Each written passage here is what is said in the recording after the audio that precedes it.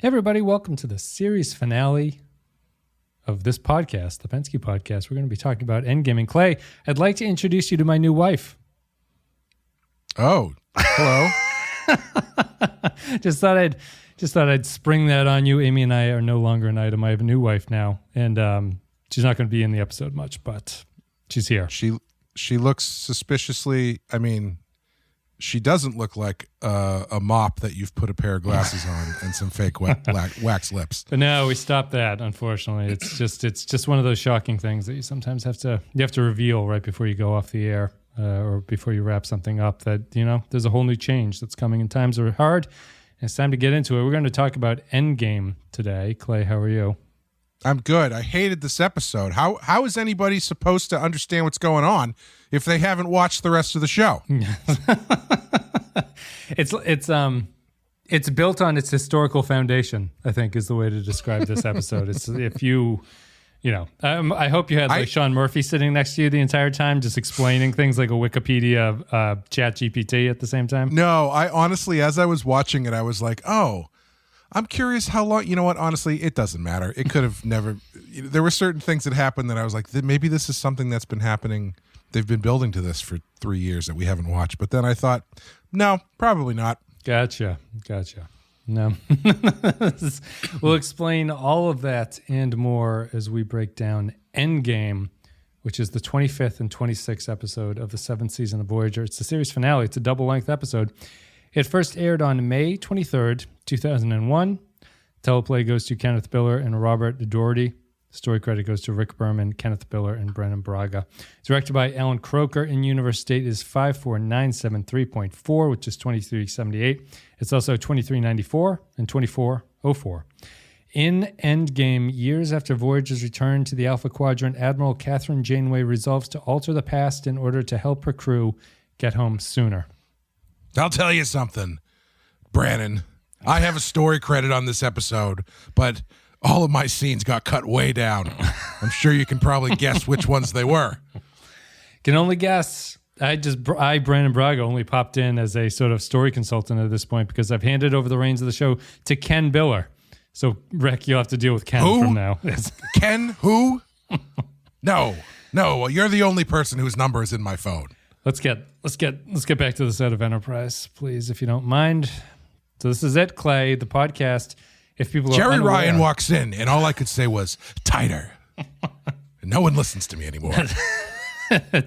There's such a thing as a broken record, I think, unfortunately, Rick. This is it, Clay. The podcast is ending with Endgame. We had a flurry of activity towards the end, but nothing has changed here. We're still going to be wrapping up the podcast. This is the 10th anniversary of the start of the podcast, the day that this comes out. This Endgame podcast comes out August 14th, I think, 2024. Damn. So, happy 10 years to you. And as to you, the same. Thank you. And we're going to wrap it up. We'll reminisce maybe at the end of the episode and talk about Star Trek as a whole. But, so we skipped a whole bunch of Voyager, Clay. Voyager broke us in half in the middle of season 4, I think, or maybe towards the end of season 4. And so we skipped a whole bunch of episodes. And we've come to Endgame. So, what did you think of Endgame? I thought it was pretty good. I will say that I did enjoy this from the standpoint of I having not watched Voyager for a while, this actually kind of like, I since I know we're not doing it anymore, I guess I got a little bit of nostalgia for Voyager. Where I was like, oh yeah, these guys. Yeah. No, I had a. So I mean, what's kind of interesting, like it's kind of a journey. So maybe this is a good way to start this off. When we stopped doing Star Trek like a month or two ago, at this point, right? When we stopped recording it, which I guess technically hadn't happened because we're doing that, but like when we stopped doing it as like a regularly scheduled thing, I walked away from it going like, man, I wonder how I'm going to feel about not doing the Trek show anymore. It's been, as I said, it's been like 10 years. This is like kind of a regular part of my life. And what was most surprising was that I didn't miss it at all, really. Yeah. Like I liked the recording with you and stuff, but I really didn't miss watching the show or doing all the posts for it and stuff like that, or even like the work that goes into the Voyager section of where we are. And it surprised me that I didn't think about it at all, which I took mostly as a sign that like calling it quits was probably the right thing to do. However, when I started this, the theme song of Voyager was the first wave of like nostalgia for the whole 10 years that it's been. Yeah. And I was like, wow. Like I was, it's like, oh, we put a lot of effort and work into the show over the past decade. And it's like, and then we it's just over. quit in the final leg. You just quit right before you get to 10 years. But then as soon as the theme song was over and it got into the episode, I was like, oh no, never mind. I made the right decision. Because here's my lead off, which for this one, which is that this is a pretty reviled episode and finale for Trek fans, I think. Is it really? Yeah. So a lot of people don't like it. Yeah, I could see. I mean, yeah, okay, go ahead. I would say if you like Voyager, I don't accept you saying that this is not a good finale for this Voyager show. Does that make sense? Sure. This is a Voyager episode through and through. Like from a larger perspective of everything that I think that this episode does wrong, I totally agree with that criticism, unless you're not acknowledging that the finale is a finale to the series Star Trek Voyager. Like, yeah, this is a Voyager episode through and through, and I actually don't think that they could have done a better finale for Voyager than they actually did right here. And that's not to say it's a good show or a good finale in the sense of like what a TV show should do, but I think that if you like Voyager, I'm a little less inclined to understand your point of view about not liking this, because to throw it to you, the criticism for this one always comes down to the last 2 minutes of it, which is that, in my opinion, this is a totally normal, bombastic two-parter Voyager episode that also recognizes in the last 2 minutes of runtime that it has to end the series. And it does so. Because everyone always complains that no one gets to see them back on Earth. That's the problem with this one, is that you don't see any resolution. My counterpoint, and then I'll throw it to you, at what point in this show did you think that you were going to have a meaningful interaction back on Earth between any of the characters? What would these people do when they got back to Earth? You know what I mean? They would do the same things that everybody does in the new shows that everybody loves now, is where it would be like a montage of music and hugging and shit.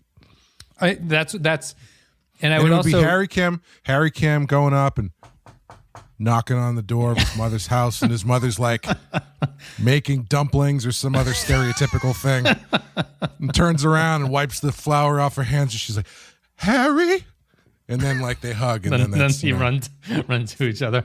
I could see that. Would that make you happy with Voyager, I guess, is my question. No, I don't give a shit. I thought it was fine. Like, what is that really gonna like? What do you? So from that standpoint, I can understand that to a degree. I guess because the ending of this show is very much kind of like the old NES completion screen. Yeah. For like you spend 12 hours playing a video game and then you beat the last boss and it says, congratulations, you've beat it. Now go back and play it. Way to go, dudes. Yeah. Yeah. Like I think maybe the only thing I would have said they could have added was if you got a shot of them approaching Earth or something. But like they do get that. Oh, do they show Earth? I guess. They show Earth at the very final shot. Yep. Blacked out. You turned it off as soon as I got back. Yeah, I mean that's fine. Like, what do you really need 5-10 minutes of them hugging people back on? I mean, I don't know, but at the same time, I can understand people feeling like it's very anticlimactic because excuse me, I thought the whole. My biggest issue with it was there was a certain point where I was like, oh, this must be the halfway point, and I paused it, and there was 10 minutes left in the episode. Right. Yeah. Because everything that happens in the last 10 minutes happens so fast, and there is very little. And maybe this is my brain being cooked by modern Star Trek, but I thought that the final sequence was very underwhelming. there didn't seem to be a ton of threat there. They just sort of slip into the wormhole, and that's you're talking it. about just like the trans conduit scene like where they're being chased by the sphere. The whole final thing is like, they're surrounded by 150 Borg cubes or something, and nobody notices they're doing this. Yeah, and like there's no, they just kind of slip in. I must have missed how they ended up inside the sphere. Mm-hmm. How did they end up inside the sphere? What do they say? She has a line about it. She tells Tom Paris to alter course, and she does it in that vague TV way where she says, "Do exactly what we just discussed off screen." Oh, yes. and he does it. Yeah. Yeah, I mean, that was fine. I mean, it was kind of a fun reveal, but I didn't totally understand why it was happening. I guess is that the armor that protects them? I guess that it protects them from explosions. I don't know. But like, I thought the most interesting stuff in the episode happened just before that, and it only happened for about 5 minutes. Like there's the stuff with future Janeway on Voyager. She changes her tune like super quick. Mm-hmm. And then when they get into their final thing, the stuff with the Borg Queen happens super quick. And like the Borg Queen stuff I found interesting because there was the moment that I thought was halfway was when it looked like maybe old Janeway was betraying young Janeway. Yeah. And I was like, oh, that's the perfect place to end the episode. Like that's a perfect, cliffhanger going into your final episode. But that was like 70 minutes into an 80-minute episode. Yep. Yep. So I was very, very surprised at how quickly it all moved in the back end, but it's tough because it's like you got so much other shit you got to get through at the beginning as far as the stuff in the future and how she gets back there and all this other kind of stuff. Yep. So I understand them being a little hamstrung by that because like I will say I think the thing that makes me push back against people being disappointed that they don't see them like hugging people on Earth or whatever. Yeah. Is that's basically what the beginning of the episode is. The beginning of the episode is they made it home, everybody's happy, and everybody's like living their lives now. Right, but it's to Janeway's point, it's like a worst case scenario of the best case scenario. Like that's true. The ending here is their ultimate goal. It's more of a sad thing in the opening part of the episode. That's true. That is true. I just think, I don't know. I don't think that would have added anything to the end. Because what I think the direct comparison, right, is that the DS9 episode is also a double-parter. That in the first half of that one, it resolves all of the stories that have been ongoing for that previous 10-episode arc that they did to wrap things up. And the war ends at the end of the first episode. The second half of that episode is you get to say goodbye to everyone. Like you see what they're doing, and you see Odo leaving, and Worf takes his new position and stuff like that. And so it resolves all the action early, and then lets you just say goodbye to the characters after that.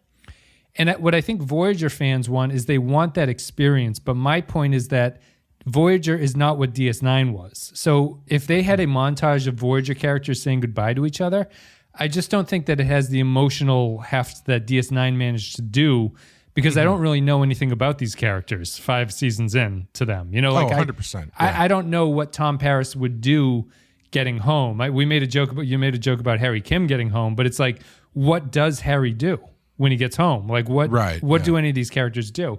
All the characters in DS9, I knew what they were doing, and I remember you even thinking like Worf being called the ambassador to Klingon to Kronos or whatever is like the perfect ending for Worf at that point. Yeah, and it is. I just don't know what the Voyager characters are, but I think people expect the DS9 level of finale, but Voyager is not a show that was ever going to deliver that for you, and it actually, in my opinion, would have been out of step with what the series was if it somehow pulled together all the emotional threads at the end. That would have been shocking, Yeah. The most I would add, if you needed to add something, is I would add them landing on Earth and stepping out of the ship onto Earth. Right. That. Like that's as much as I think you would need because they made it home. Anything after that is whatever. You can extrapolate that out however you want. Yeah. And then you cut to the Doctor who's alone, and he's like, "Well, I guess I'll just stay here." I can't. His little thing is broken. Did you think? So, how do you think that this functions as a finale of a series? it's funny because even in the finale, it feels like they're There's more to doing a come. loose. No, it feels like they're doing a loose copy of TNG. Oh, okay. You know, where Yep. where they're doing it's in the future and everybody's older and some people are dead and there's something that she's got to go do that involves a tachyon pulse. Yeah. Yeah. That they can see from both sides of the blah blah blah. And like so, like there's a lot of, hey, this worked on TNG. Let's kind of paraphrase it and file some edges off to make it work for Voyager. Yeah. But I mean, they get home. I guess the question I would have is, do you find it satisfying as is, or would you find it more satisfying if there was no time travel element and they just figured out how to get home? I would have one less time travel. I would have preferred a non-time travel story, I think. Mm-hmm. And I would have preferred if they had, finger quotes, organically found a way home at that point. Mm-hmm. But Mm-hmm. it's mostly because I don't like the Janeway story in this episode. And I think that's why it's such a Voyager episode to me, is because the Janeway story doesn't make a tremendous amount of sense as like the sort of the way that you're going to wrap this story up. Mostly because I don't really understand what she's doing or what her intents are, which we can get into a little bit. But I certainly don't think that the time travel aspect helps this. And I think it only, I guess it's a good enough point where it is to like explain that. So the weakness of the Janeway story here, which is that time travel thing, more like alternate universe time travel, it feels a lot like robbing Peter to pay Paul from my point of view. So Janeway gets home in her original timeline, right? Some people die on the way. She decides to go into an alternate timeline and enable that group to get home, right? Yep. So, like, I sort of understand the stakes. On one hand, I look at that and I go, well, doesn't this kind of imply that you should just time travel to resolve any bad result that you have in your life? Yeah, just go all the way back. Right, just go all the way back and don't launch Voyager. Don't tell them to go into that thing. On the other hand, it just feels like you devalue it. It's the show valuing the survivors and not older Janeway, because the show is not treating older Janeway really like the character that was on the show that we were watching, right? Because the show is saying that she's kind of disposable, and her sacrificing herself to save the real TV members of this show is an appropriate ending. But from her point of view, that just adds more tragedy to her timeline. Like, she doesn't get everyone back, and then she basically commits suicide at the end of it. You know, if we had followed that crew to the series finale, you'd be like, what a downer! Like, Janeway kills herself to go save some other crew members that we hadn't seen. Yeah, it's.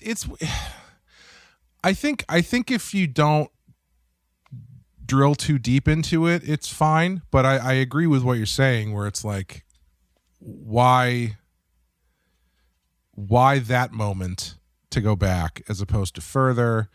Obviously, there's spatial stuff where it's like it's this very specific part of space that somehow launches her from the Alpha Quadrant to the Delta Quadrant, Sure. but back in time, 25 years or whatever it is.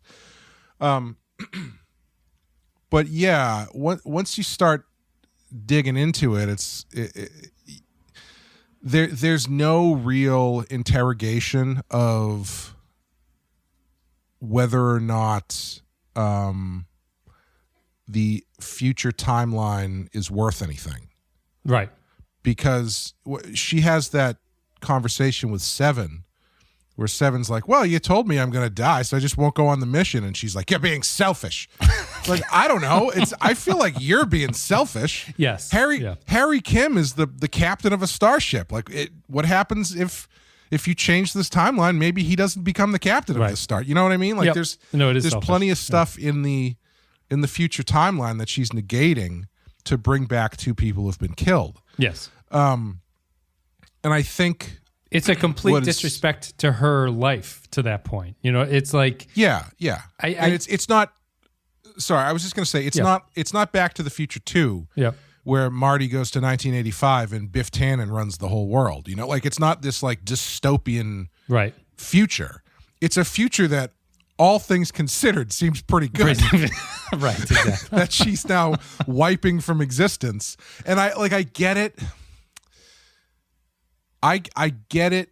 It makes sense in a TV proposition. Yeah. I think. Yeah. You know, it doesn't make sense as if this was a realistic character choice from Janeway, I don't think. Well, the question I had, and maybe they covered this and I just, wasn't paying attention. No, I'm sure I can't back up whether or not this is true or not, actually. Yeah.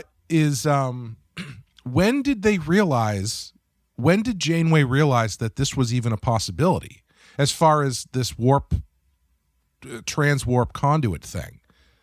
Because they never discovered that the first time around. Right. So you mean at what point retroactively does Janeway look back and say that Borg nebula was when we should have gone home? Yes. Yeah.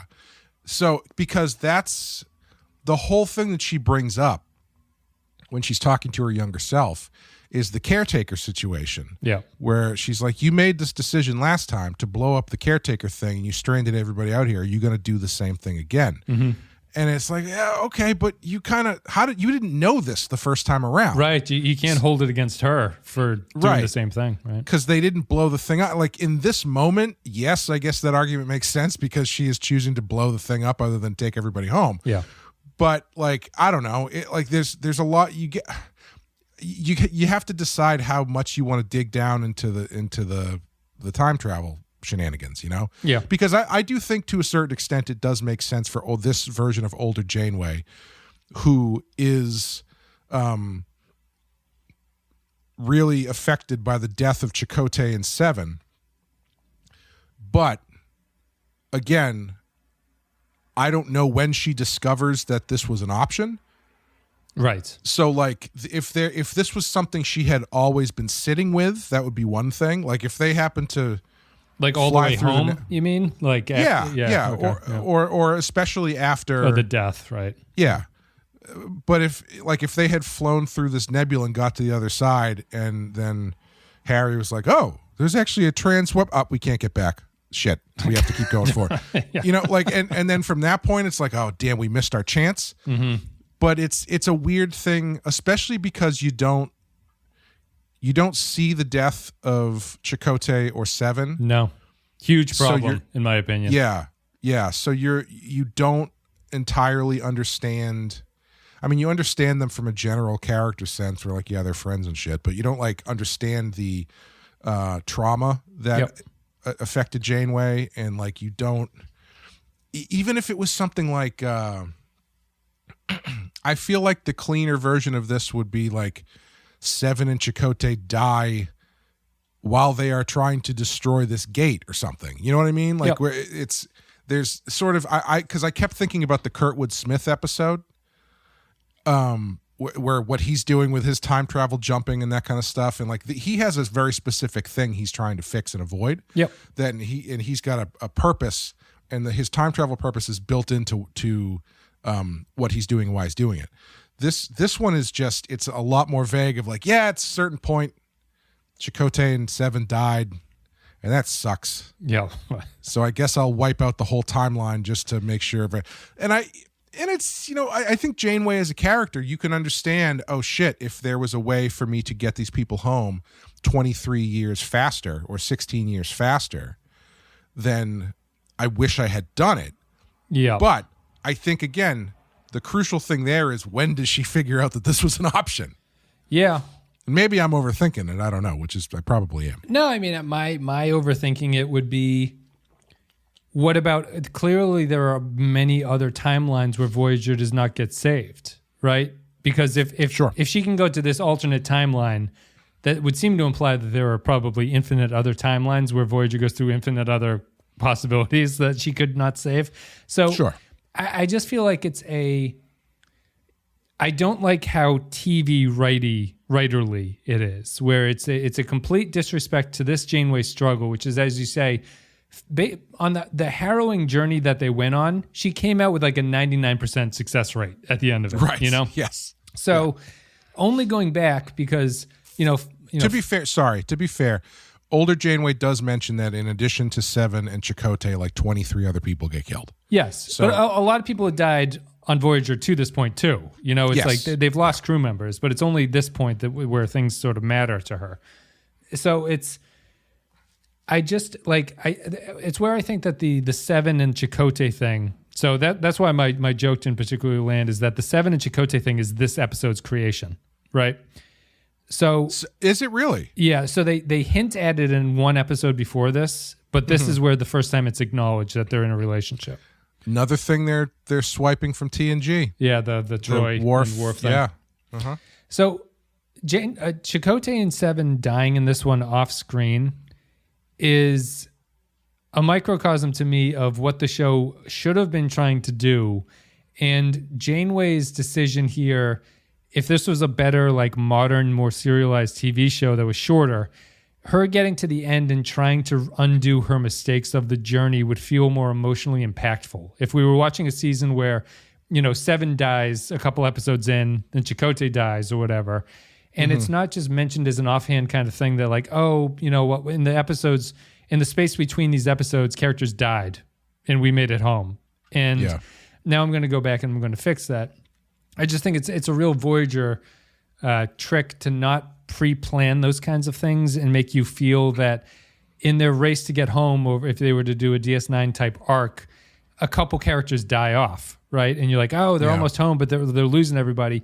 Then I think that I get the sense that Janeway at that point would go, we were so close, like we were so close and something happened and I have to go back and fix that. But because they skip all that, I don't get the sense of that, and too much time has passed and it doesn't make a lot of sense. And, it just, again, it comes back to the success rate. It's like, why, what would this, if this Janeway, had some minor hiccup in her morning, would she be like, I should time travel back and not allow this thing to happen to me? It's obviously more serious than that someone dies, but she got the ship home, It's strange. Yeah. Yeah, that's, and that's why I keep coming back to this. When does she realize she could have done it? Right. Because that's where the regret needs to come from. Yep. Because obviously she has regret for everything that's happened up to this point, but she clearly made a decision a long time ago that what happens is what happens, and I'm going to do what I have to do to get everybody home. Hopefully everybody, but maybe not, probably not.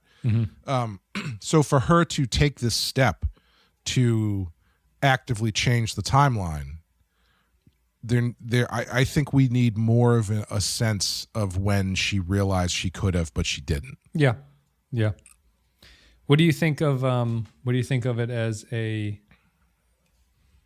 finale for like if this is a character drama, what do you think of it as a resolution for the crew outside of Janeway?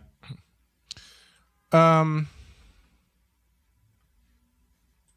think it I think it is a resolution in that sense about as much as they did anything with those characters during the series, if that makes any sense. No, that's my point about this is a Voyager finale, right? Yeah. Because like the thing I was thinking, B'Elanna goes into labor and then just disappears from the episode. Yeah, yeah. I only realized it when they cut back to her after the baby was delivered. It's like, oh, she's not around. Because, like, obviously the thing that you traditionally do there is like, oh, she goes into labor as the ship, like the beginning of Star Trek 2009, where she's in labor and then the ship's getting blasted and, she's giving birth. It's a boy. It's a boy. His name's Jim. Yep. Named after my grandfather, whatever it was. Make sure he has an anachronistic car he can drive when he's 12. But she just disappears. And, like, that's what I'm talking about. Like, this whole final sequence is so underwhelming. It is, because all they do is they just kind of they very easily slip into the wormhole or whatever it is, and then they make it home. Like there's no real tension. No. Like there's no moment. Like the thing that's really missing from this, especially, is there's no moment where, it looks like future Janeway might have gotten everybody killed. Right. Yeah. Like the Borg Queen. That's the drama right there. Is her trying to save the day, fucks everybody up. Fucks it up. Yeah. There's the Borg Queen kind of, gives some lip service about it. Like sort of like the Emperor does in Return of the Jedi. But they don't really do anything with it. Like you're not cutting back to start the Voyager realizing that the Death Star is operational, they're just sort of doing their thing and then they get out of there. And so there's no real tension. Like that's why I think I sat up so much when older Janeway kind of makes it look like she's turning on younger Janeway, because I was like, oh, this is the first bit of actual drama in this story that is kind of interesting. Yeah. The rest of it was kind of like, well, this is what I think we should do, younger Janeway. And she's like, well, we all love each other. And she's like, well, I can't argue with that. Yep. It wasn't for what they were doing. It was very flat. No, it's extremely flat. I think it's a Voyager. It's a lot of characters discussing like the schematics of what's going to happen, and no one actually having any kind of conflict about what this means for anybody. Especially when it's like, don't worry, I've brought guns and shields with me. Well, okay, put those on the ship. Oh, already done. It's like it took like 30 seconds to put future technology that turns the ship into the fucking Batmobile. Yeah. It was, and then all of a sudden they've got these new missiles and shit, and there's just no tension to any of it. Mm-hmm. It's not like, oh, geez, I know that you're an admiral from the future and you're my best friend and my captain, but I don't really know if this is going to work. There's none of that shit. It's just like, yeah, we've got these new bombs and they work. No, yeah, on a very broad level, this episode bores me in a way that Voyager bores me. To me, it felt very much like the other two-parters that we had watched from the show. It feels like it's the Shakespeare thing about like a lot of sound and fury, but signifies nothing. Like that's. The Voyager two-parters all feel like that to me. I felt that way about the Kurtwood Smith one. I felt that way about that was the other one that we had watched. They're all sort of like bombastic, and there's a lot of explosions. Or Scorpion would have been the other one, but ultimately, it just feels very hollow and not particularly interesting. And the fact that the fact that the show, it's kind of remarkable that it went so long without ultimately developing any of its characters into someone that I care about. It ended with a finale that the show itself shows that it never really particularly cared about the characters at all. I find it, from a character point of view, I find it to be a failure of a finale, because I don't think that I just don't think that the show acts like it's a finale enough, which is it's like a fine line to walk. You don't want the show to be too much in that mindset where it's like, we know the show is ending and we're going to do everything that makes it fairly obvious that we know that.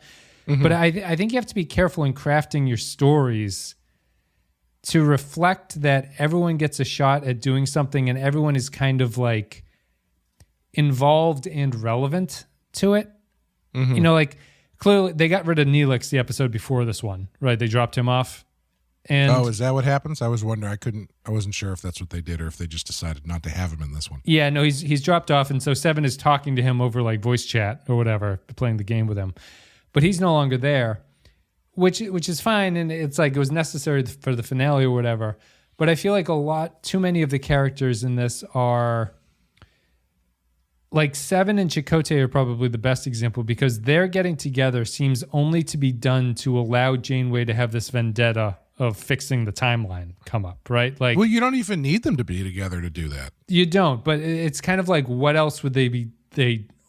What else are they going to do, really? Yeah. And I feel like that's Tom and B'Elanna have the baby, but that doesn't feel very important. Harry Kim doesn't do anything. Tuvok has his dementia, which doesn't really land. I just feel like, as opposed to something like All Good Things in the DS9 finale, the characters don't really get a chance to interact with each other. Not that Voyager would ever do this successfully, but it feels like they didn't even really try. They stuck with the Voyager template, which is sci-fi bombast. And for me, in a finale, it feels extra unforgivable that that's how you spend your time doing it. Just because to the benefit of the people who like Voyager but think that this is a bad finale, like, I understand the betrayal at that point, because it's like, this is the final chance you had to do anything, and you did not even try to do anything with it, which is why I think so many people get upset by it. Yeah, and even as far as the sci-fi bombast goes, their final plan, as to what to do with the Borg just comes out of nowhere. Like they're the two Janeways. Do the Borg need to be in this episode? I don't know. I guess somebody has to be. Yeah, I don't think the Borg are necessary. This is the start of their Borg fest, love fest, I think. I don't think there's any real reason why you need them to be here.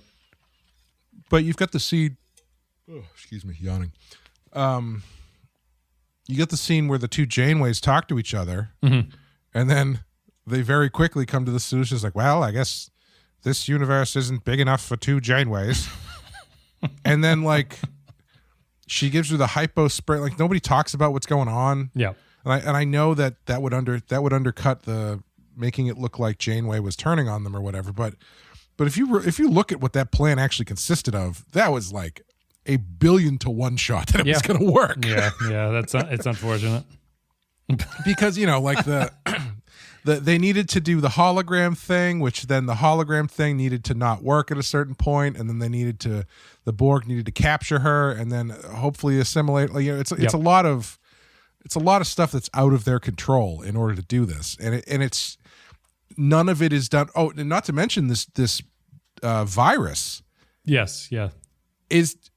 They never say the words of what this thing is, but until they use it. Yes, until she gets jabbed by it. Yep. Yeah, it's not set up whatsoever, and maybe it's set up in a different episode or something. But I don't really think that counts because it's an element that needs to be in play for the story you're telling. You haven't met future Janeway yet at that point, so it's like this is the introduction of future Janeway, so there's no chance for it. Yeah, it's risking. You're obviously risking if the Voyager crew doesn't get the job done, they've sold all the future tech to this Borg universe. Janeway lost all her knowledge and stuff like that. So it's a lot. It's a lot to risk for just to save Chakotay and Seven. And 22 other people. Were you surprised it was Chakotay who died at the gravesite? I thought it was going to be Seven. I wasn't surprised that it was Chakotay. Oh, okay. They're buddies. Makes sense. Did yeah. I mean, any other thoughts about this as a Voyager episode or as a finale? I guess. I think Admiral Janeway needed to be more crazy. Like she needed in order for this to really land. I think Admiral Janeway needed to be more like Ronnie Cox. Okay. Jellicoe, yeah. Someone who is like more Ahab from Moby Dick, like where she's got this thing that she's been obsessing about doing. Yes. And that she needs to do it to the point that she doesn't care about what it does to, like, you know what I mean? Like there's none of that tension there between the two Janeways. It's just like, yeah, your friends died. She's like, my friends die all the time. What do you want from me? Yeah. That's kind of it. I think that it would have gone along, especially when I was saying how like the timeline seems generally fine. Yes. There needs to be something more there to really make the stakes of this feel, well, frankly, interesting. Yeah. I did like Old Man Barclay. I thought he played that pretty well. He's a character that we didn't get to, but he's in a couple episodes of the series. They find a way to talk to Starfleet, and he's sort of their communique that they talk to. And the eyeball guy from Picard who gets his eyeball pulled out. Oh, yeah, Icheb. Yep, you see him playing a game with Tuvok in this one. I believe Tuvok's... I thought he was real smart until he got his eyeball pulled out, didn't he? I think Tuvok's disease is invented in this episode, too. I don't think that's a recurring thing, so... The one thing I did like is I did like a bit of Paris kind of toning it down because he was going to have a family. Yep. I thought that stuff was going to come into play a little bit more. Like there was a little bit of in any other like I was getting a little Armageddon off of that where it's like, okay, well, Paris is probably going to need to sacrifice himself or something, and then somebody else is going to step. No, they didn't do any of that shit. He's just there having a good time, being a dad. I mean, I'm trying to remember at the end, right? Hold on a second. The Starfleet vessels, the sphere. You know who it should have been? It shouldn't have been Janeway that they sent back. it should have been Paris and B'Elanna's kid. So like if you start in the future where you've got their kid is in Starfleet, and through what she's doing, you discover what happened to Voyager and who made it and who didn't, et cetera, et cetera. Yeah. And then she is the one who instigates the going back. Oh. She takes the place. She does something. Yeah. So that way you've got a little bit more of like, who is this you're saying you're my, you got a little bit of like Cable and Cyclops in there. Yeah. Where it's like you're my son or you're my daughter from the future. Yes. Like that. So just to give it a little bit more juice. Yeah. Then sorry, did you say and this and I wasn't listening? Did Tom and B'Elanna die in that timeline? I didn't specify, but maybe sure. Because that would make more sense as to. Because that adds a little bit of a visitor aspect, which is that the child goes back to save their parents, Yeah, and then you could get this argument where she's like, "No, you don't understand. You're going to die if we don't get you back soon." But and then then you can have your discussion about what it is to be a family on the ship and all that other shit that to talk about. Yeah, and then they can figure out the solution, and I feel like there's a little bit more juice there. But that being said, I do understand. If Janeway had been more of a consistent character, I think this would have worked better because I do on the surface understand the idea of future Janeway not being able to get over the fact that so many people died when on the way home. And then she finds out a way to save some of those people. And so she goes and she has to do it. Like, I understand that. Yeah. Empirically. Yep. But I just think the execution is pretty boring. Yeah, I mean, maybe this is small potatoes and I'm overthinking it, but the fact that she jumps to an alternate universe kills me about this because she doesn't go back in time and reset herself, Like, what do you mean? Technically she does. She doesn't. Old Janeway doesn't travel back in time, and there is only one Janeway in the universe. Like Janeway is moving into another realm where these are not really the same people because she's created a double of herself. Oh, well, I mean, it's Back to the Future rules. I find that's a big problem for me, which it was what I was saying before, but I don't. So like you would prefer it to be more like All Good Things where she goes back in time and is inhabiting the body of her younger self, but with knowledge of the future? Yeah, I think so. Oh, interesting. Yeah. Okay. I know that's very close to All Good Things, which is maybe why they didn't want to do it. But it's the only way that it makes her sacrifice feel less like a strange sacrifice where she just gives up on her reality and adopts the TV reality that we all know and are watching. Well, how could she sacrifice though? Unless you're saying Janeway just dies at the end. No, I think Janeway should make it. She redoes the. It does not fix the problem of. It seems like you're time traveling just to fix minor hiccups, but yes, I would prefer that she goes back and she fixes the whatever problem they ran into. Her knowledge of what's to come fixes it, which just feels like a cheat. But I think like the story is kind of a cheat in all the different ways. Whether or not you have her be the same character or a different character, it feels like it's a character letting another character know the cheat code to get home, kind of. Mm-hmm. I don't know. I'm not. Maybe there's just not a better way to do it, but it's a minor quibble. Mm.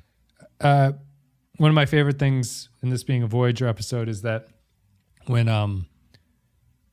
you meant like the old man, the admiral who's back at Starfleet. That's Tom Paris's father, right? That's Admiral Paris. Yeah. That's what I thought they said, and nobody said anything. He talks over Tom Paris when they welcome him back, and he talks only to Janeway and doesn't say "Welcome home, son." I know. I was waiting for it, and I was like, maybe I misheard it. Nope. I thought they said Admiral Paris or whatever, but I guess I was wrong. They did. He does not acknowledge his son, who's sitting right there in front of him. That's unhinged. That's Voyager for you. It's just, it's a way to point out the show does not care about its characters. The show is not interested in relationships like that. Yeah. And that's an obvious way to that's an obvious thing to point out. But yeah, I didn't remember, and maybe that they changed it as the show went on, how aggressively tight 7 of 9 suit is. Like when she first walked in sick bay when older Janeway was in there and she's like in the full light of the sick bay. Yep. I was like, she can't breathe in that thing. How is anybody spend a whole day acting in that? It's insane. Pulled it off. She did it. She got it done. No, she's that was in my original version. Her pulling it off, but they cut it out. We missed a whole bunch of Seven development. It still feels a little like Seven's an interesting character in the show. Just her. Well, maybe. She's an interesting character in that, her death is what spurs Janeway to fix the whole timeline. She becomes a very important character to the show, I guess. It just we watched very little of it, but it never really got there for us. And, it's real sad. Mm-hmm. Janeway goes through all that trouble to go back in time and fix the timeline, only for Seven to be gay. Yeah, I know. Chakotay's although that's not to say that she can't, love men and women, but no. Clearly it doesn't work out with Chakotay. It does not work out with Chakotay. Not even mentioned. So that's it. What are you going to give the Voyager finale on our final scale of 1 to 5? What are you going to give this one? I think in the grand tradition of this show, it's going to be a 3 for me. Okay.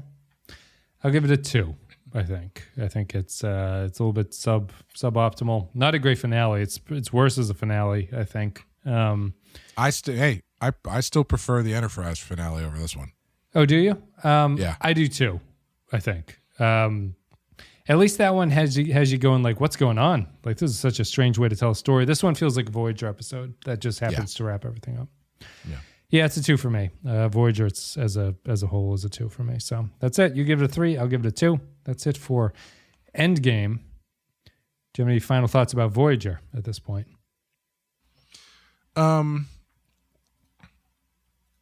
Coming back to this episode, I didn't really feel like I missed much. Yeah. And maybe that's not the case, but I guess part of me was expecting it to be a little bit more different as far as the makeup of the show or whatever, but I guess I was probably expecting too much from a episodic show from the late 90s. Yeah, you still have 3 seasons, right? 5, 6, 7. Yeah, you still have like 75 episodes of change that could have happened, but it didn't. Wow, yeah. When you put it that way. Yeah. Voyager overall, I think I warmed to this episode more than I expected to because we had stopped watching it. Yeah. I don't think I would have liked this as much if we had kept watching it.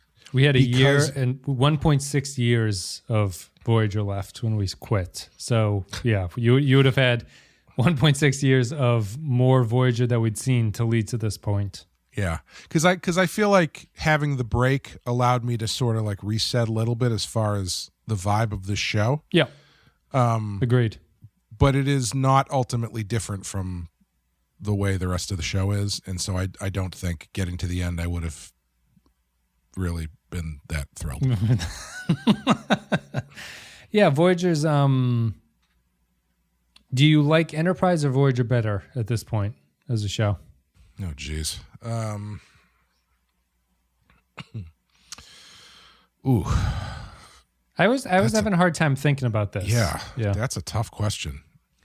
I mean, is it possible to have degrees of how much I'm not going to watch either of them ever again? I think that's possible. The thing that pushes me towards Enterprise is that by comparison to Voyager, Enterprise feels like it's like a magician in the kitchen sometimes. Like it's like really trying stuff every once in a while. I don't think it's ever very good, but Voyager or Enterprise at least did the things in the later seasons. Like it tried to do different stuff. It tried to do small multi-arcs. It tried to do the season-long Xindi thing. Mm-hmm. I don't think anything of it was a success, but Voyager was just a relentless same thing over and over again. Yeah, I think that's the way I'm leaning as well. Because as I was thinking about it, I was thinking about Enterprise more as being like, well, for as much as I didn't love it, they were trying something different. The look of the show was different. They were not just trading on everything that had come before. Because when I think of Enterprise, I think of a completely different look and a completely different style of alien and stuff. And I think about some of the episodes where they do different stuff. When I think about Voyager, I mean, I'm sorry, Voyager fans, but when I think about Voyager, I think about a show that feels in my memory as though it was shot on the on the TNG set 2 years after they shut it down and stuff is like falling apart. Yeah. You know, and like it's just like there's something bootleg and discount that it feels about, and none of the imagery has changed at all. Right, it looks like TNG. Yeah, and even like the aliens and stuff don't really have a lot of zip to them. At least in Enterprise, they were trying some things, like you said. And, you know, a noble attempt, but ultimate failure too for Enterprise. Yeah. I think I would rank Enterprise slightly ahead of Voyager for that reason, but they're not vastly different from each other. Voyager sits pretty comfortably at the end of the peak Star Trek stuff to me. So I don't like Voyager. I don't think it's a good show. Obviously, it stopped us from watching it, but it feels Voyager. A lot of people just say that it's a show that you put on and you do something else. I don't know. Like that's like damned with faint praise, I think. Is that something else you do? Find a different show to put on? Yeah, or people are watching porn on their second monitor or something, like something that's exciting them. I never find that, like, that's never a defense of a show, in my opinion, is that like it's something you can put on the TV. Like that's literally everything. Yeah. Well, I think that stuff that's baked into it being like a comfort food show, right? Like if it's a show that you've watched forever and it has settled into that nature, like, I mean, would you say that you could or would not do that with TNG? But TNG is a better show, though, I think. Like, I have, but I'm saying it occupies the same space. It's because like people who latched on to Voyager, the way that you and other people may have latched on to TNG, can just put an episode on in the same fashion, regardless of the more objective quality of the episodes. So I think what I'm saying is I think there's a definite bias involved, personal bias when you start talking about a show like that. I would agree with that. I guess I'm arguing more about the quality of it, because yes, anyone can have a comfort food shit show. Like growing up when I was in high school, I think I took a summer off or something. I got the it must have been in high school. I had someone gave me the King of Queens DVD box set, the sitcom. And I used to watch multiple episodes each night before going to bed, right? That show sucks. It's not good. And that's all I'm saying is that, like, it's possible to just be like, this is a terrible show, but I just put it on the TV. But I guess I'm arguing against the point of, like, just because you can put it on and feel comforted by it doesn't mean that's a good thing that you're watching. That's my ultimate point. I also am of the opinion that if you put a show on and are doing something else while you're watching it, and you come away thinking that the show is bad, that usually means it's actually a good show. Because sorry, say that again. I think I missed the opening. Sorry. Yeah, if you that's a more succinct way to say it. Good shows are the ones where if you put them on just in the background, they appear worse. So if you put on The Wire, right? Yeah. Like, so you put on The Wire while you're folding laundry or something. Yeah. And then you come away and you go, I don't know, that show kind of sucks. Yeah. That's usually the mark of quality of a show, because it means you actually have to pay attention to what's going on. Sure. Yeah. No, Whereas if you put on a show while you're doing something else and you're like, oh man, this show is great, it means you do not have to pay attention to it. And therefore is probably not that good. That's fair. I like that. I think that's a good point. Yeah, so Voyager's not my favorite of the finale. It's definitely the straw that broke the camel's back for Star Trek, I think. This is the series that things changed. Star Trek as a whole. We can just get into this and then, I guess we have some Patron comments. I forgot to do this. We haven't done this in so long. Hold on a second. Man. They were so excited on Discord too. You were going to totally snub them. Oh, shit. Sorry, guys. Here we go. Clay, hopefully you don't have anything to do. Kyle wrote like 8 pages probably, right? Do you have a hard out by any chance? I have a couple No, of these to read. I'm good. Brandon Neal Howell says, Endgame, what a downer and what a cheat. I do not like Captain Janeway. I like Admiral Janeway even less. Rick Berman decided that there had to be time travel and romance in this episode. Adding the Borg Queen was the final limit for me. Chakotay and Seven got married, so what? They have no chemistry, which serves them right for dying, along with the other 22 nameless crew members nobody cares about. Why does Janeway not try and save Joe Carey, who was killed in Friendship 1? This is the worst Star Trek finale I've ever seen. These are the Voyagers and Turnabout Intruder don't really count. I'm not surprised you guys gave up on Voyager. The show never quite gelled for me. I never got the feeling that the crew endured any real hardship, and they seem to have an endless supply of shuttlecraft. Apart from its habit of hitting the reset button hard. After season 5, it turned into the Doctor and 7 of 9 show anyway. There's some awful episodes that you're missing out on. Trust me. Oh, really? It turned into Slimer and the Real Ghostbusters at some point? It did. I'll send you... you have to have your last chance of reading some of these finales. This is Christian. Endgame. Well, it was better than the Enterprise... Sorry, I haven't done this well. Well, it was better than the Enterprise finale? All right. It's entertaining, quote, and at least we get some ending, but it also feels a bit cheap. Unfortunately, the series was just not equipped to do the deep dive that we all wanted to see. This is Thomas Darnell. I'll send that to you as well as I get the next one lined up. I was talking with some friends through Star Trek and Star Wars and how they've ruined both in the past decade or 2 or 3. I concluded that one of the reasons I was cool with Voyager was that it had very little impact on established canon/fanon. Ugh. One of the reasons you guys seem turned off. It's inconsequence. When I was an adolescent, I read ridiculous piles of TOS novels, like over 100 in about 4 to 5 years. And I have always had this underlying feeling that TNG wasn't getting it quite right, even though it was a fantastic show. DS9 was just dead wrong. Enterprise was uneven, and Voyager just did very little harm. I didn't love the finale, but only TNG had a good, parentheses, amazing one anyway. It's been a fascinating journey to view the franchise through a different perspective, so thanks for pushing as far as you did. I knew you were on shaky ground when you went back to Discovery. Fair. Usman says, Endgame. The ending played off like a bit of fan fiction with future Janeway and the future tank tech, but overall, it was enjoyable. Kyle Barrett says, Endgame, this is the end. My only friend, the end. With Voyager ending, the franchise is now fully in Brandon Braga's hands, also in Braga's hands at the time, Jerry Ryan's tits. I don't know why people complained about Seven being gay in Picard when surely even a brief relationship with Chakotay is enough to turn even the most cock-hungry of women towards lesbianism. Janeway just couldn't bear to see Harry as anything other than an ensign, so travels back in time in perhaps the most uninteresting possible version of a Voyager finale, mixing elements of all good things with a superior season 5 episode, Timeless. Why spend the end of the show showing us what these characters do on Earth when they can just discuss what they might do instead? The episode, like the series, prefers to spend time with these characters rather than tell a story with them. The best part comes from Paris replying to Kim's desperation to get home with, I am home, Harry, and I wish that mindset was what the episode examined. As it is, a very fitting Voyager 2.5 out of 5.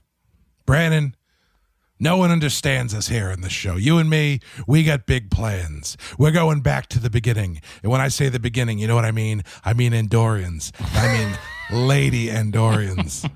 With low-cut shirts and big old bazongas. Remember Phlox's wife was just horny as fuck? That was her characterization. That's good stuff. That's what and everyone in the galaxy, every lady, married or otherwise, is just itching to get it. This is Poindexter G. This finale definitely fits Voyager for better and for worse.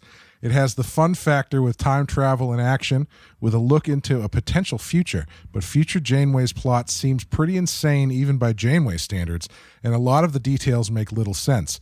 The biggest mistake is giving zero time to Voyager being home. It's 2 seconds of Voyager at Earth, and the producer credits fill the screen. As for Trek as a whole, at this point, it's hard to be optimistic.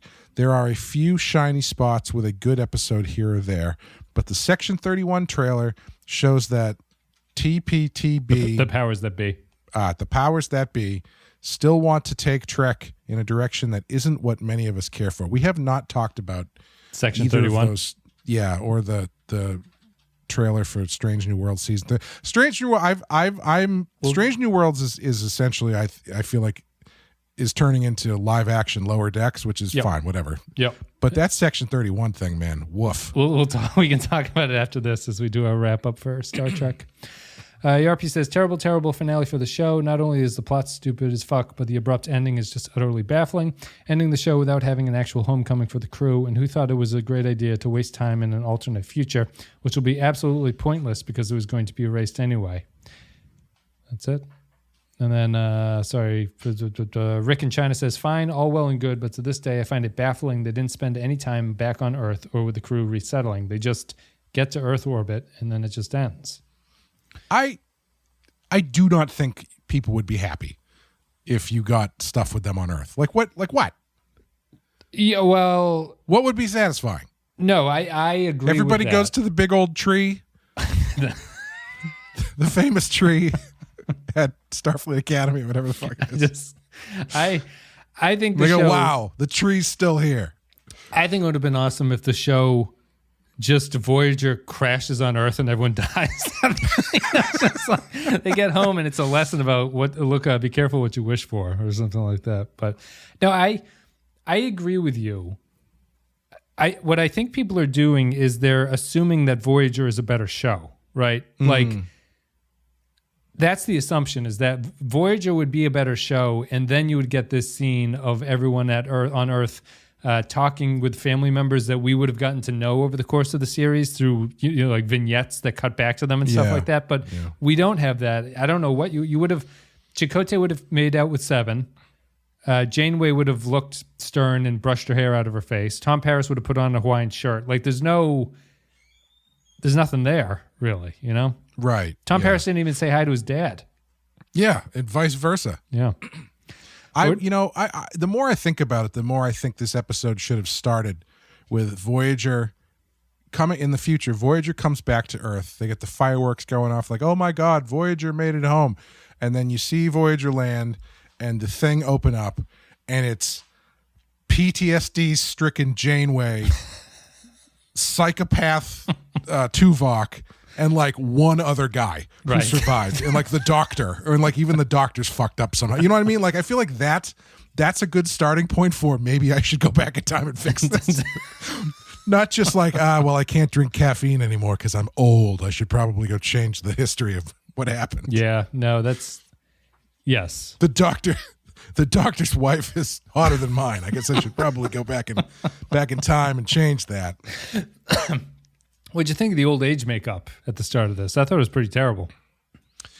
Yeah, I thought when they tried to push it, it was bad. I thought Janeway looked pretty good. Yeah, they just dyed her hair, really. Yeah, they just gave her a white wig and kind of made her clothes sit a little bit wider. Yeah, to make her look a little bit, more filled out. Paris looked like he was terminally ill for whatever reason. He didn't look well at all. Harry Kim, I could see the makeup. Like the sort of like plaster they were putting on him to make his face look that. So Harry Kim looked like when an 8th grader plays an old man in a school play. Yeah. Lord Bennington says, what a terrible episode and unforgivable as a finale. For 7 years, Janeway plays by the book and tries to live to the Starfleet ethos. It's the very reason they're stuck there in the first place. She chose the noble sacrifice over the convenient way out. Now that's all thrown out of the shuttle bay. Her decision seems like playing God to me, choosing who she wants to live with and who she wants to leave behind. Why not come back a month earlier and save Lieutenant Carey? Or why not just go back 7 years ago and stop the whole trip from ever happening?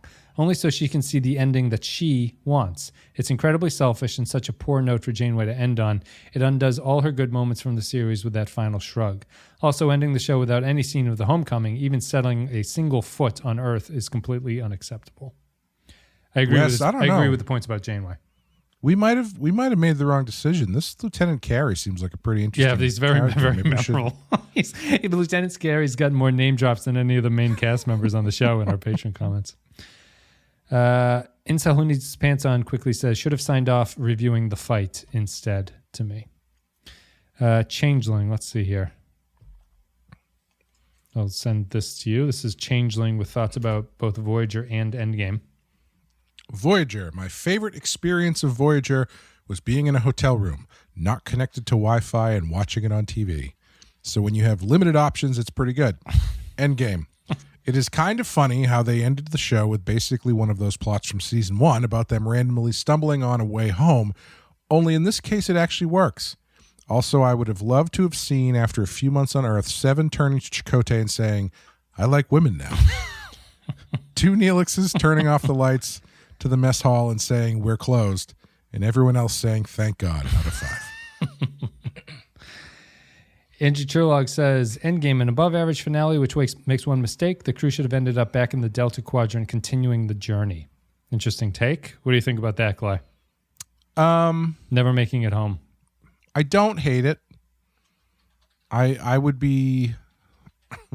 I think that fits in with Kyle's point about Tom Paris saying that he is home now when he's on the ship. Yeah. I think what would have probably worked a bit better was if it ends with them still being in the Delta Quadrant, but having like a solid lead in front of them or something like that, you know? So it's like they have something that they're going towards that could get them home, but whether or not they make it is up to the fates of that's of pretty. That's a pretty modern ending for the Star Trek. Unfortunately, I completely agree with you. But yeah, Voyager overall was a show that was close to greatness, but due to the behind-the-scenes issues, it never reached its full potential. Episode itself, 3 destroyed Borg cubes out of 5. Voyager as a whole easily eclipsed by DS9 and TNG, but a good overall watch. James Hick just writes in with a 2-word review that says "shit sandwich." Shit sandwich. Yep, which. That's it. This is not, let me see. Woodrow's comments about the whole thing. Bob J. Kester says, Endgame, even as a dedicated Janeway was right partisan on almost every issue, I hate this episode's message of, now that Chakotay is gone, we can finally do it. Voyager was never good at consistent themes, but one they managed was the value of diverse approaches, and the Janeway-Chakotay partnership was the clearest expression of it. Crazily, in my memory, future Janeway was a villain that they had to foil, so this rewatch kind of shocked me. Keith Robinson, final comment, says, not the Endgame I was thinking of. Thanks, patrons.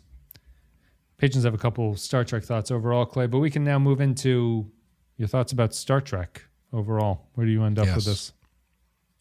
I am glad to have gone through it the way as in-depthly as we have.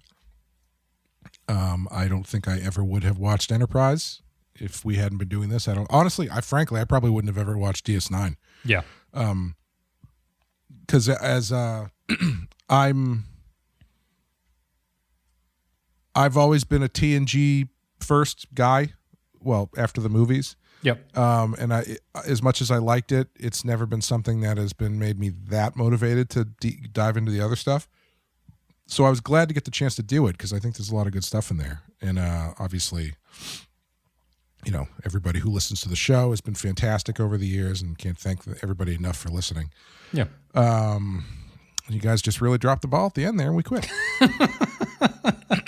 But no, I think Star Trek is such a great franchise that has a lot of room to do really interesting stuff, but it rarely gets the chance to flex those muscles in a real satisfying way, know. Yeah. So I think that's my biggest takeaway. Is like when they nail it, they really nail it. But like everything, you end up getting too many cooks in the kitchen, too many people telling you what it should or shouldn't be, and it just ends up becoming bland and middle of the road. Yeah.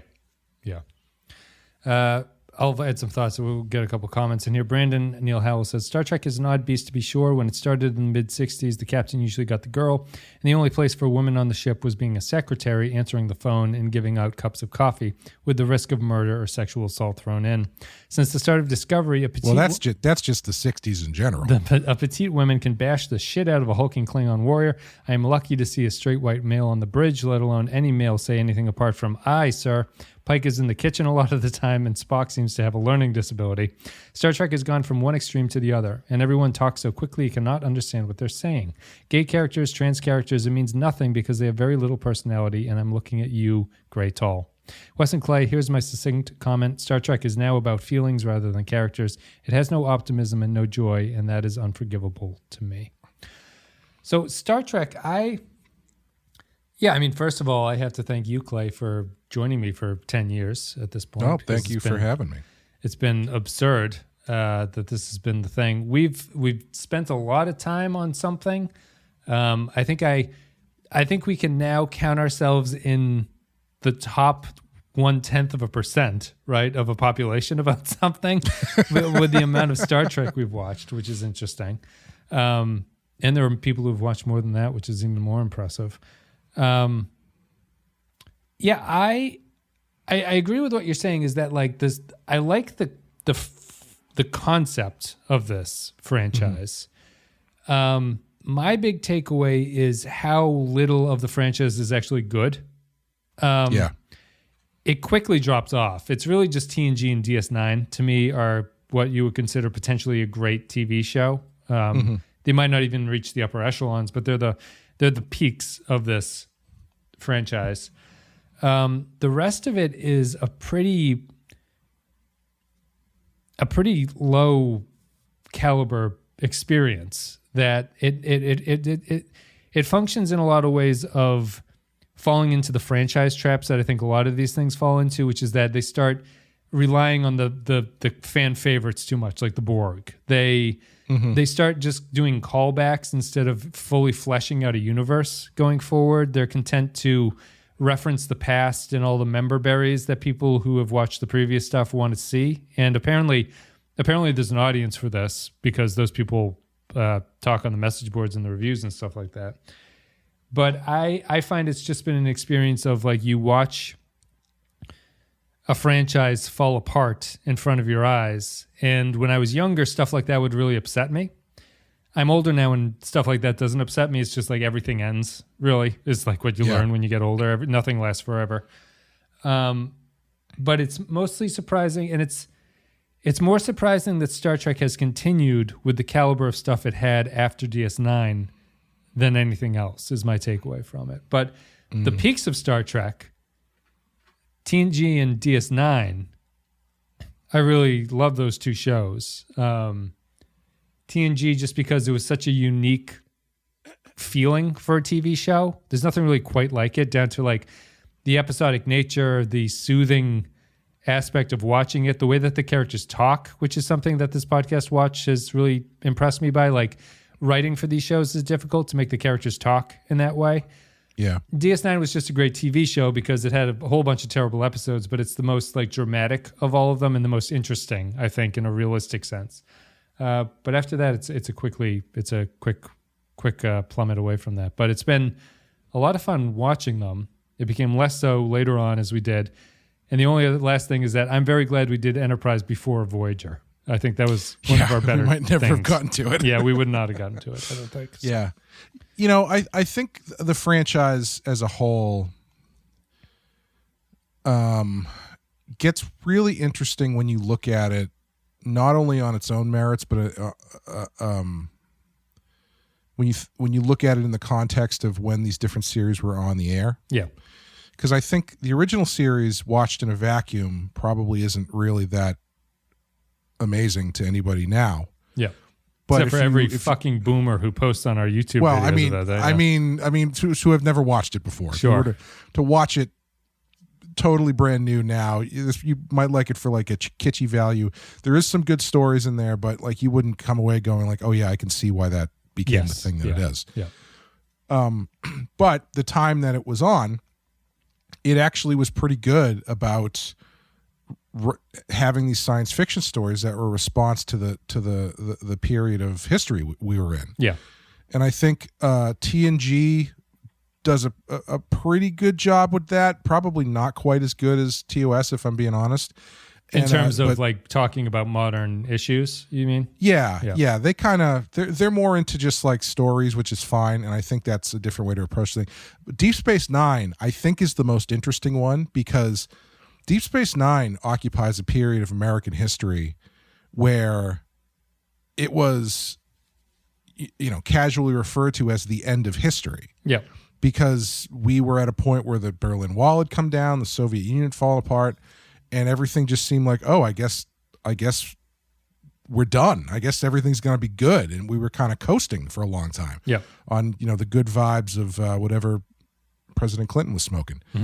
And what Deep Space Nine does is it really kind of digs under that crust of this idea that we are in a we are in a as close to a utopia as you could imagine, right? In reality being, and looking at what that means for people who are not at the top of that pile. I'm mixing my metaphors a lot here, but you know what I mean. Yeah, predicting. And so, and I think, I think that's one of the reasons why it's so important that,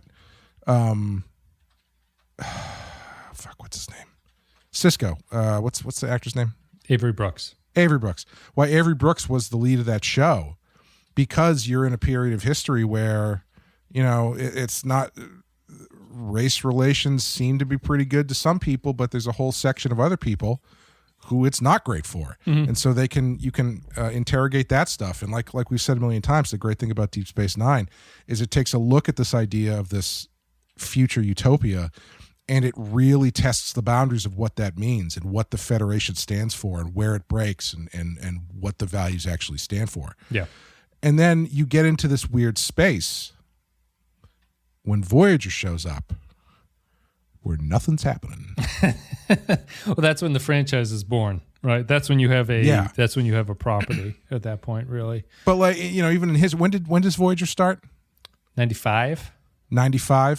So not to get too, however you want to describe it about this, but Voyager's basically the white Star Trek. Yeah. Deep Space Nine is the people of color Star Trek, but Voyager is very much the average white person in America Star Trek, where it's everything is fine. Everything's good here. Mostly. It's just very boring. It's not digging into anything of surface, of substance. Yeah. It is all very surface.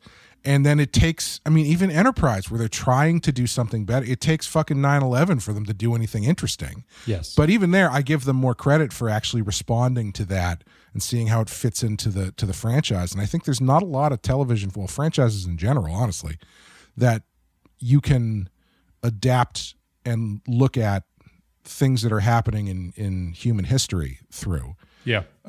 Sometimes they do it better than others.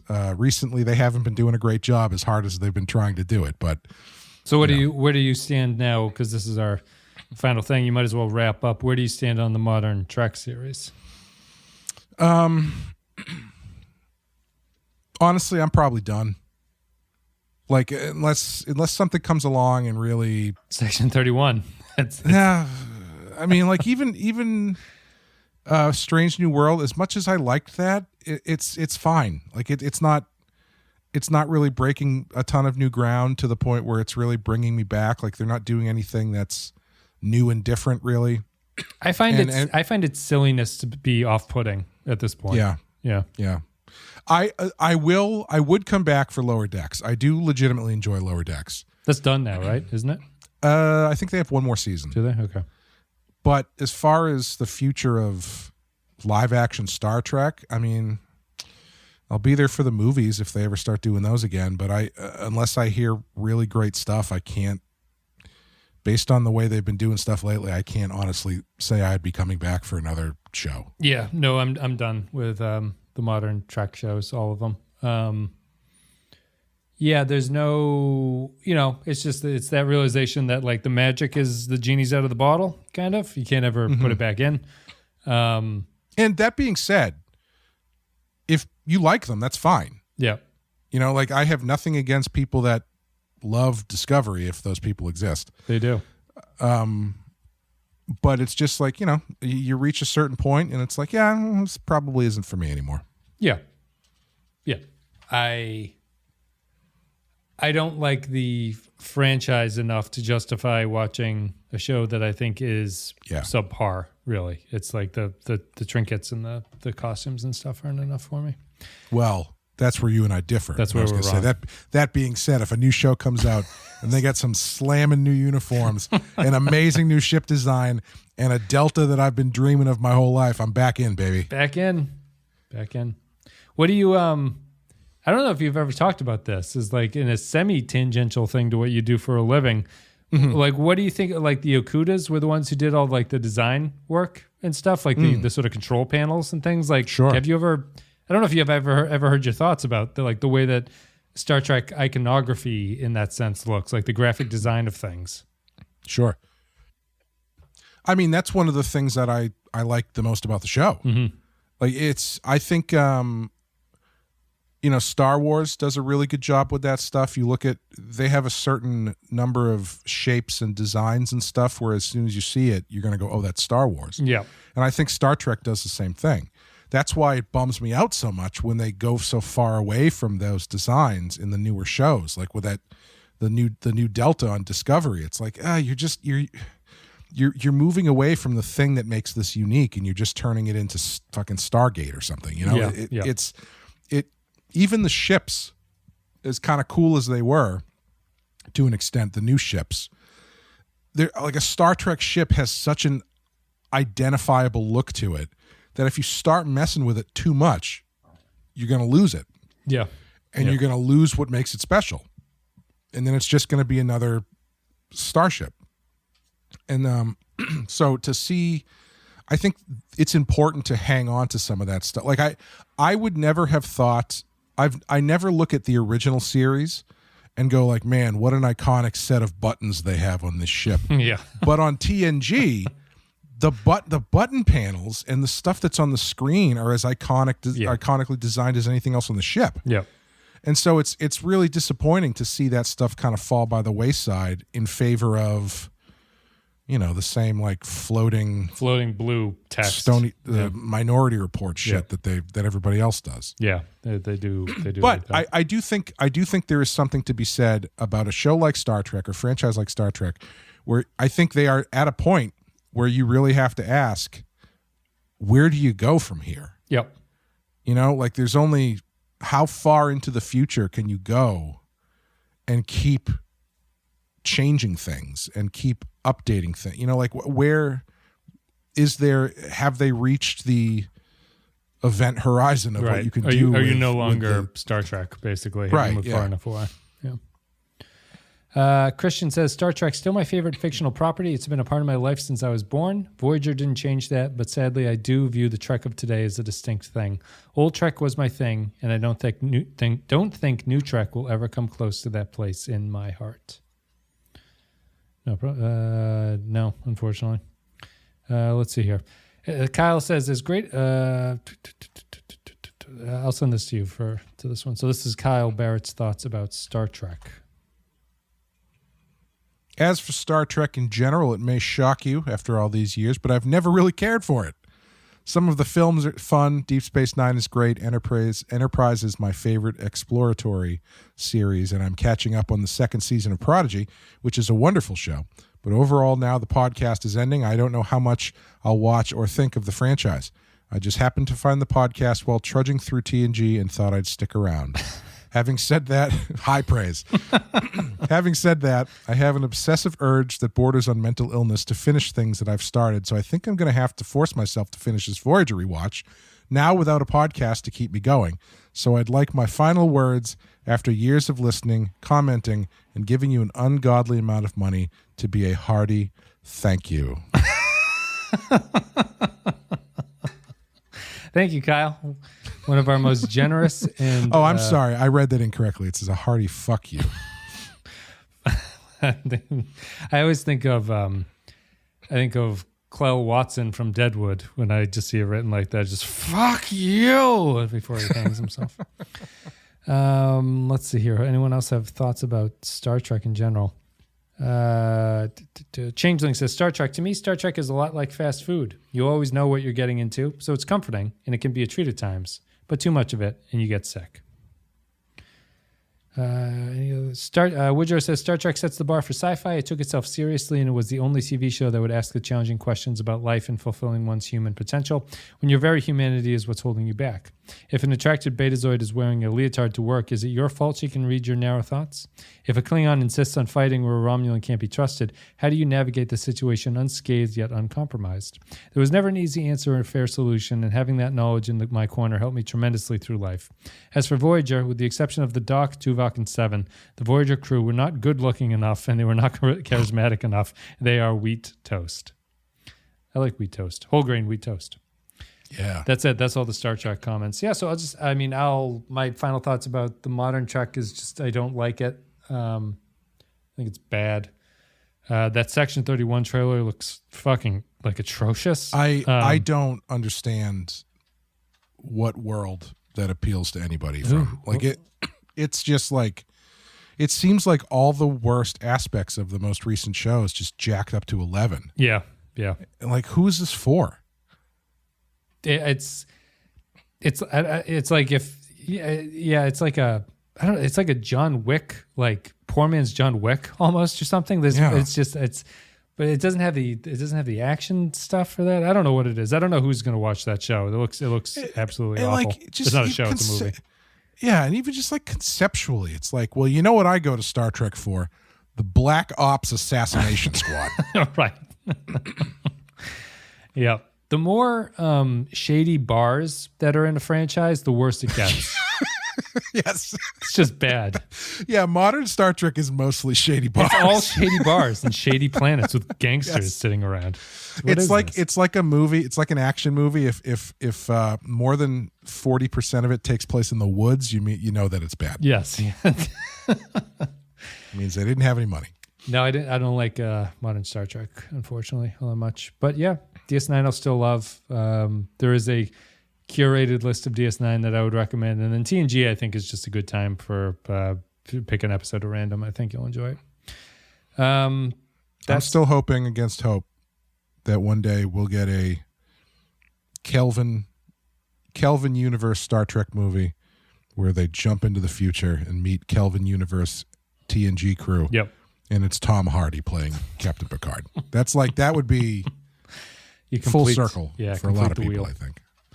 That's it. Thanks, everybody, for listening and supporting the show. I think we're done with the Star Trek podcast now. I think, Clay, the plan at least is loosely to do, like, we can do commentaries for the movies at some point in the future, and that'll go up on Patreon. The patreon.com/the Pensky File. That still exists. We have the other shows going on. It's just Star Trek that's ending, and a lot of people left, but a lot of people stuck around. Surprised more than I expected. Maybe they just haven't realized that the show is over, but they're still here on Patreon. As long as it keeps showing up on their feed, if it doesn't matter if they listen to it. Just as long as the credit card is a little bit difficult to cancel or it doesn't expire at some point, we'll be all set. No, but we thank you very much for your support. End of Days. I don't remember the Voyager episode. End of Days. Thanks very much, everybody, for listening and supporting. It's meant a tremendous amount. I can't believe it's been 10 years. It's been like a little bit less than a quarter of my life, which is incredible, unbelievable. And thank you again, Clay, for joining me on this. I honestly, you're like the only. There's like a very short list of people who could have done this with me, and I think you're like the only name that I can think of. Which is a compliment. It sounds like a backhanded compliment, but it's fully a compliment. I appreciate the fact that you stuck with it for so long, and you never seemed overtly annoyed by it. I mean, we all get annoyed at different points and feel like not doing it at certain points, but you stuck with it, which I greatly appreciate. You always give great thoughts, and you had unique opinions. People loved your opinions. I love that you took half the burden off my shoulders doing this stuff, and I have to say thank you again. Well, thank you. This has been it's been amazing to do. Thank you for introducing me to something that I never knew that I would enjoy.